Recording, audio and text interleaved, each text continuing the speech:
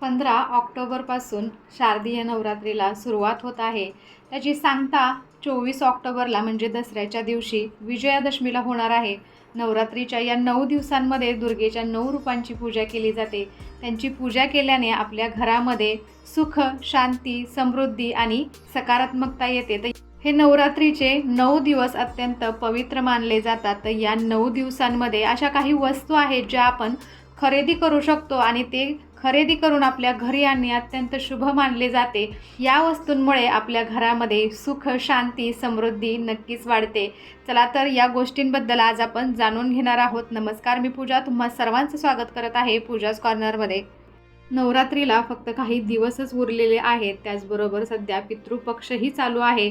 14 ऑक्टोबरपर्यंत हा चालू राहणार आहे. त्यानंतर नवरात्रीला सुरुवात होईल. यावेळी देवीचं आगमन हे हत्तीवरती बसून झालेलं आहे.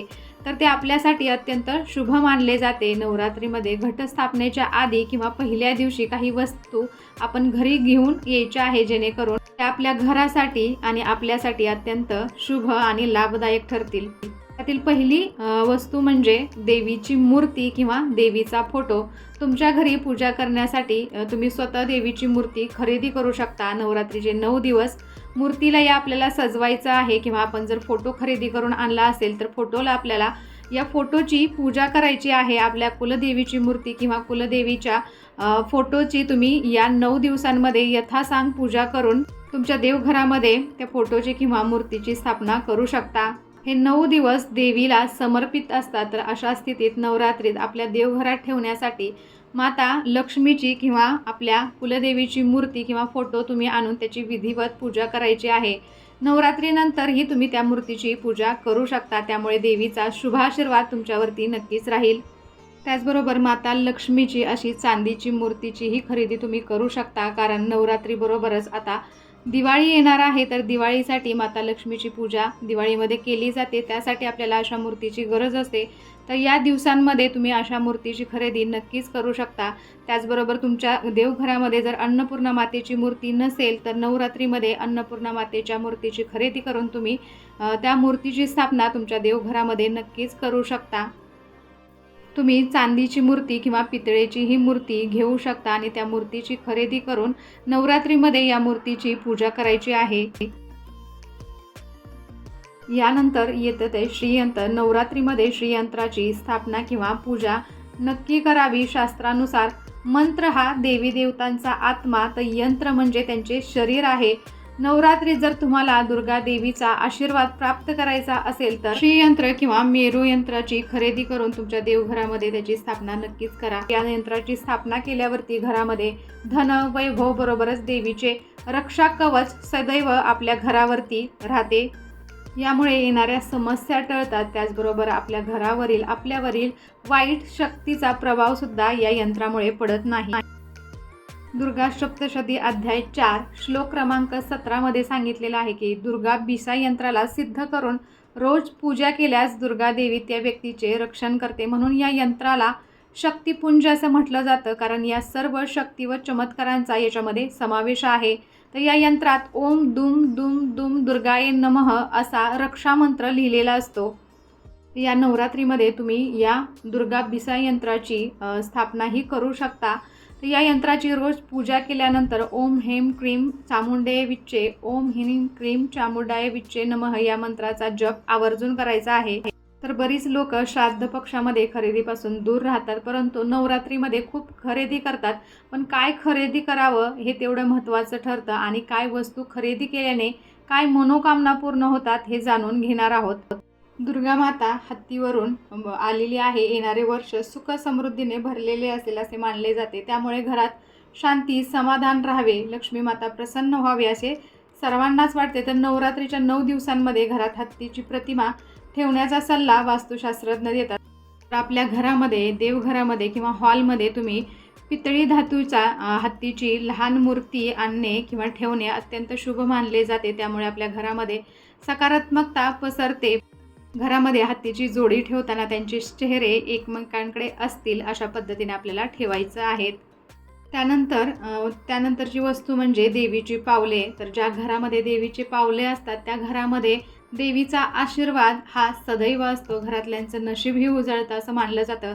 त्यामुळे यावेळेच्या नवरात्रीमध्ये देवी मातेची पावले तुम्ही तुमच्या घरामध्ये नक्कीच आणावीत. त्याची पूजा तुम्ही देवघरामध्ये सुद्धा करू शकता. तर बऱ्याच वेळा ही पावलं उंबरट्यावरती ठेवली जातात, तर येणाऱ्या जाणाऱ्यांचे किंवा पाहुण्यांचे आपलेसुद्धा पाय त्याच्यावरती पडू शकतात. त्या कारणाने तुम्ही ही शक्यतो देवघरामध्येच ठेवावीत. पूजास्थळाजवळच देवीची पावलं ठेवायची आहेत. यानंतरची वस्तू म्हणजे कुंकू. कुंकू हे सौभाग्याचे प्रतीक आहे आणि देवी पार्वती सौभाग्यासाठी कुंकू लावते. या नवरात्रीत तुम्ही तुमच्या घरासाठी विशेषतः स्वतःसाठी आणि देवीसाठी कुंकवाची खरेदी नक्कीच करू शकता. तर नवरात्रीमध्ये आपण देवीच्या टाकावरती, देवीच्या मूर्तीवरती किंवा फोटोवरती कुंकुमार्चन करत असतो, तर यासाठी सुद्धा तुम्ही कुंकवाची खरेदी करू शकता.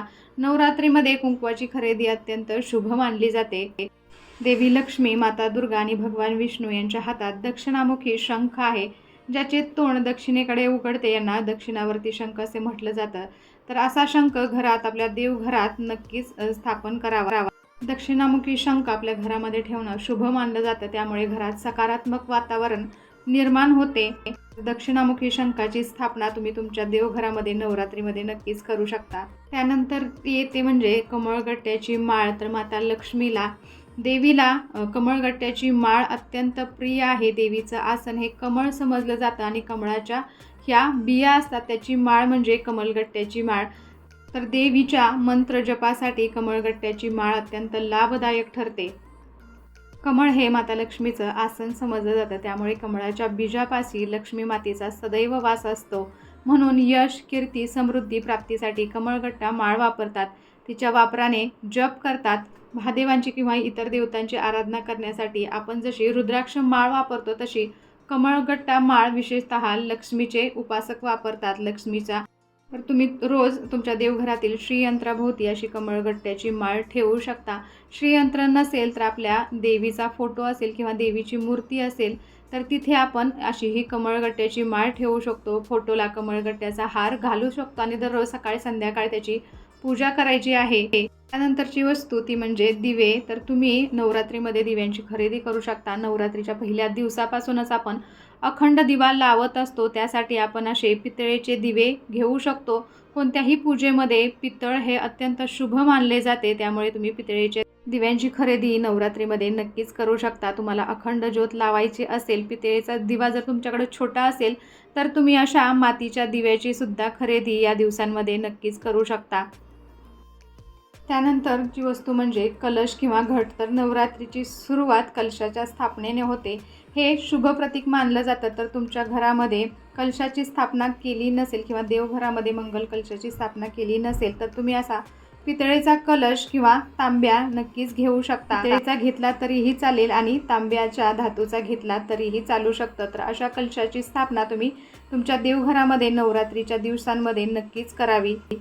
मंगल कलशाची स्थापना आपल्या देवघरामध्ये कशी करायची याआधीच मी बरेचसे व्हिडिओ तुमच्याबरोबर शेअर केलेले आहेत. जरी पाहिले नसतील तर आपल्या चॅनलवरती जाऊन तुम्ही नक्कीच पाहू शकता. तर नवरात्रीमध्ये आपल्या देवघरामध्ये मंगल कलशाची स्थापना अत्यंत शुभकारक मानली जाते.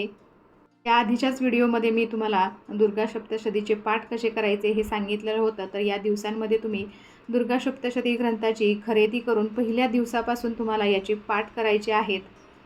नवरात्रीच्या काळात दररोज ब्रह्ममुहूर्तावरती स्नान आणि ध्यान करून दुर्गा देवीची पूजा करायची आहे. दररोज सकाळ संध्याकाळ आरती करायची आहे. तसेच दुर्गा देवीला तिच्या आवडत्या वस्तू अर्पण करायच्या आहेत.